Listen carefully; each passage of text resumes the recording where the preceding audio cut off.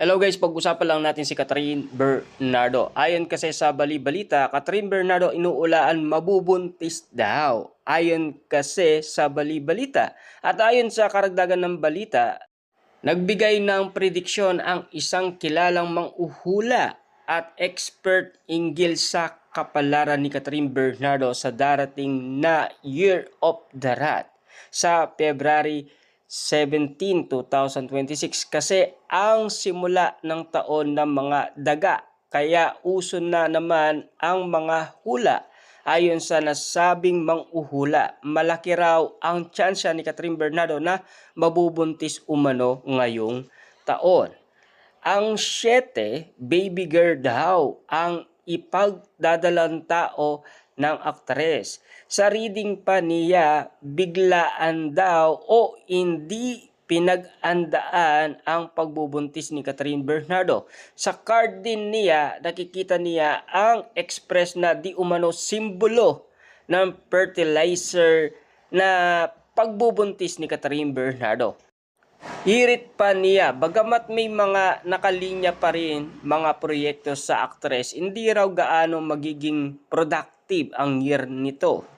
Complete daw kasi ang birth year o rat na kapananganakan ni Catherine Bernardo sa Year of the Horse. Say pa niya kung maipagpapaliban daw ni Catherine Bernardo ang pagbubuntis sa ibang taon, mas makakabuti raw ito. Gayunpaman, para sa kanya, kung matutuloy daw naman ito, ituturing daw na blessing ito ayon sa bali-balita. At siyempre, ang nasasabi nga naman petsa sa Pebrero 17, 2026 kasi ang simula ng taon ng mga daga. Kaya uso na naman ang ula ayon sa nasabing manghuhula. Malaki daw talaga ang tsansa na mabubuntis daw talaga si Catherine Bernardo ngayong taon. 'Di ba? At ayon pa sa karagdagan na bali-balita, siyempre baby girl daw ang magiging anak ni Catherine Bernardo.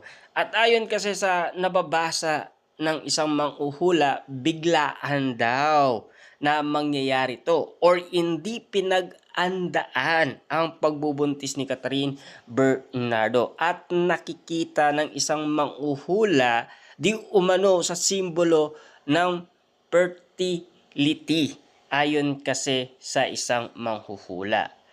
Irit pa niya, bagamat may mga nakalinya pa rin mga proyekto sa aktres, hindi raw gaano magiging productive ang year nito. Ibig sabihin talagang pinag-andahan, 'di ba?